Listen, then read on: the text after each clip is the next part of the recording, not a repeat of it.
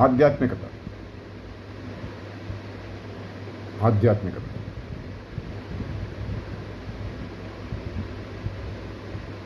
వ్యవస్థలో జరిగే ఉత్పత్తి అది సమానంగా పంపిణీ జరిగి ప్రజలందరి మధ్యలో ఆ ప్రాతిపదికన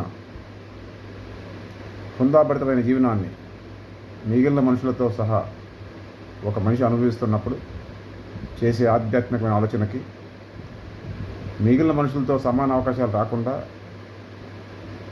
వ్యవస్థ యొక్క ఉత్పత్తిలో మిగిలిన మనుషులతో సమానంగా పంపిణీ ఒక మనిషి భాగం అతనికి అందకుండా ఉన్నప్పుడు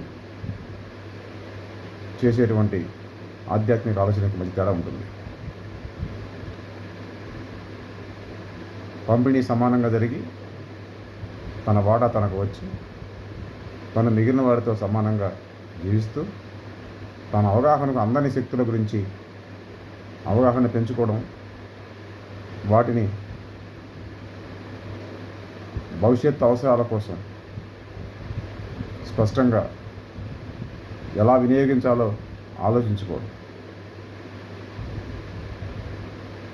తనకు వెలుపల తన అవగాహనకు వెలుపల ఉన్న వాటి పట్ల అవగాహనను పెంచుకునే లక్ష్యంతో ఆధ్యాత్మికతను కలిగి ఉండడం, ఇదే ఆధ్యాత్మిక లక్ష్యం.